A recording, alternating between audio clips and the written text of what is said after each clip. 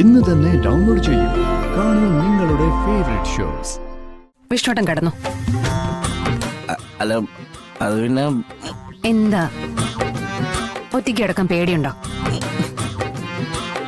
അല്ല പുലിയാണെന്നോ പുപ്പുലിയാണെന്നോ ഒക്കെ പറയുന്ന കേട്ടല്ലോ. നമ്മൾ വെറും പൂച്ചയാ, പാവം പിടിച്ചവള്. പഠിക്കാൻ വിടില്ലെന്ന് കട്ടായം പറഞ്ഞ ആളല്ലേ.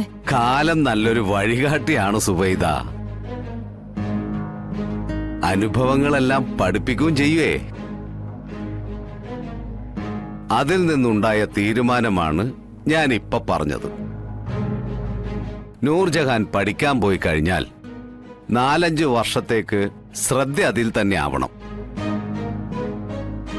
അപ്പോ പിന്നെ ഇവിടുത്തെ കാര്യങ്ങളൊക്കെ ശരിക്ക് ശ്രദ്ധിക്കാനും പറ്റില്ല. 10-40 ലോറിയും അതിന്റെ ജോലിക്കാരും അവരുടെ ശമ്പളവും പിന്നെ സുബൈർക്ക് നടത്തിയിരുന്ന മറ്റ് ബിസിനസ്സുകളും അതിന്റെ കണക്കുകളും ഇതൊക്കെ പഠിക്കാൻ പോകുന്ന നൂർജഹാന് നോക്കാനും നടത്താനും പറയുമ്പോ ഒപ്പിടാനൊന്നും പറ്റില്ല. അതുകൊണ്ട് ഇതിലൊന്ന് ഒപ്പിട്ടേച്ചു പോയാൽ പഠനം കഴിഞ്ഞ് തിരിച്ചു വരുമ്പോൾ ഇപ്പൊ ഇരിക്കുന്നതിന്റെ ഇരട്ടി ബിസിനസ്സാക്കി തിരിച്ച് കയ്യിലേക്ക് തരും. ഇതേ പവർ ഓഫ് അറ്റോർണിയാ. എല്ലാ കാര്യങ്ങളും ഒരു 20 വർഷത്തേക്ക് എന്നെ ഏൽപ്പിച്ചിരിക്കുന്നു എന്ന് പറഞ്ഞുകൊണ്ടുള്ള ഒരു അധികാരപത്രം. കാര്യങ്ങൾ നടത്തുമ്പോൾ ആരെങ്കിലും ഒരാൾ ചോദിച്ചാൽ എനിക്ക് കാണിക്കാൻ ഒരു രേഖ, അത്രമാത്രം. എന്നാ പിന്നെ ഐശ്വര്യമായിട്ട് ഇതിലോട്ടൊന്ന് ഒപ്പിട്ടെ. അതിപ്പോ ഒന്നുകൂടെ ഒന്ന് ആലോചിച്ചിട്ട് പോരെ. ആലോചിച്ചു, നല്ലോണം ആലോചിച്ചിട്ട് തന്നെ എടുത്ത തീരുമാനാണിത്. ഇനി ഇവിടുത്തെ കാര്യങ്ങൾ നോക്കി നടത്താനുള്ള ത്രാണി ഇവൾക്കില്ല എന്ന് മനസ്സിലാക്കി തന്നെയാ ഇതൊക്കെ നോക്കി നടത്താന്ന് ഞാൻ പറഞ്ഞത്. ഇത് മാത്രമല്ല, ആ വാടക വീട്ടിന്റെ കാര്യത്തിലും ഞാനൊരു തീരുമാനം എടുത്തിട്ടുണ്ട്. അവിടെ നിന്ന് ആ സത്യഭാമയെയും രാഘവൻ നായരെയും ഒഴിവാക്കിയിട്ട് അത് ഞാൻ അങ്ങ് കച്ചവടം ചെയ്യാൻ പോകുക. അല്ല, അതിനും കൂടെ വേണ്ടിയിട്ടാ ഞാൻ ഇതിൽ ഒപ്പിടാൻ പറഞ്ഞത്. ബാ ഒപ്പിട്ടോ. എന്നെ കൊന്നാലും ഞാൻ ഇതിൽ ഒപ്പിടില്ല. ധിക്കാരം പറയുന്നോടി. നിന്നെ കൊല്ലുന്നതിന് മുമ്പ് നീ ഇതിൽ ഒപ്പിട്ടിരിക്കും. പറ്റില്ലെന്നല്ലേ പറഞ്ഞത്? നിക്കണേ അവിടെ. ഇതിൽ ഒപ്പിട്ടിട്ട് നീ പോയാ മതി. ഞാൻ ഒപ്പിടില്ലെന്ന് പറഞ്ഞില്ലേ? നിന്നെ കൊണ്ട് ഇതിൽ ഒപ്പിടിക്കാൻ പറ്റുമെന്ന് ഞാനൊന്ന് നോക്കട്ടെ. കാണിക്കുന്നേ അവളെ വിട്. എടി നിന്നെ ഞാൻ തടസ്സം നിൽക്കുന്നോടി. എന്നെ തല്ലിക്കോ, അതിനുള്ള അധികാരം നിങ്ങൾക്കുണ്ട്. പക്ഷേ നൂറിനെ തൊടാൻ പറ്റില്ല. അതിന് നിങ്ങൾക്ക് എന്നെ കൊല്ലേണ്ടി വരും. എടി നിന്നെ കൊല്ലാനേ എനിക്ക് അധിക സമയമൊന്നും വേണ്ട. ഈ കൈയൊന്നിങ്ങനെ അമർത്തിയാൽ നീ പിന്നെയില്ല.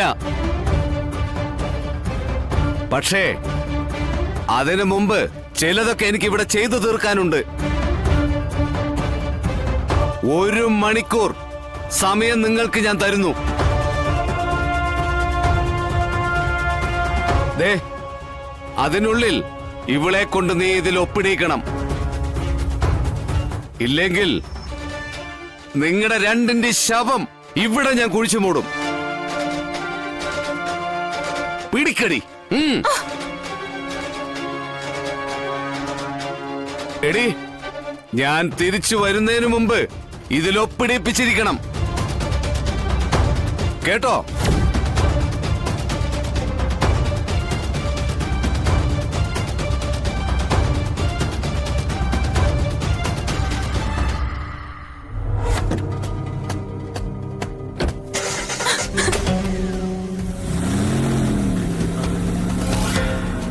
മാമി,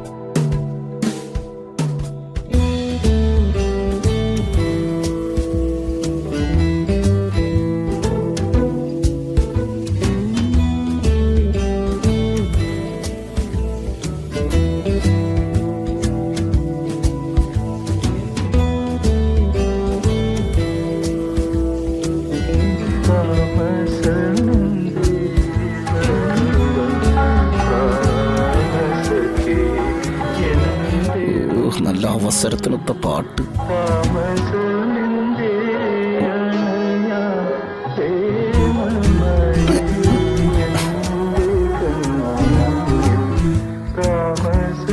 ടി വി ആരും നിർത്തിയില്ലേ? ആരും കാണില്ല ഇങ്ങനെ വെച്ചോണ്ടിരിക്കണം. കറണ്ട് ബില്ല് കൂട്ടാൻ വെറുതെ ആവശ്യമില്ലാത്ത പാട്ടുകൾ.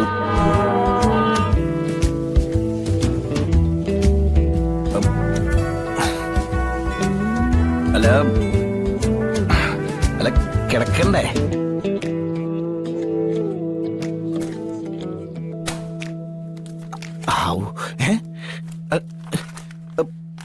അത് ശരി. അപ്പൊ ഇത് മുഴുവനും നോക്കി കിടക്കാന പരിപാടിയെങ്കിലേ രാവിലെ ഇവിടുന്ന് തന്നെ കുളിച്ച് പോണ്ടി വരും.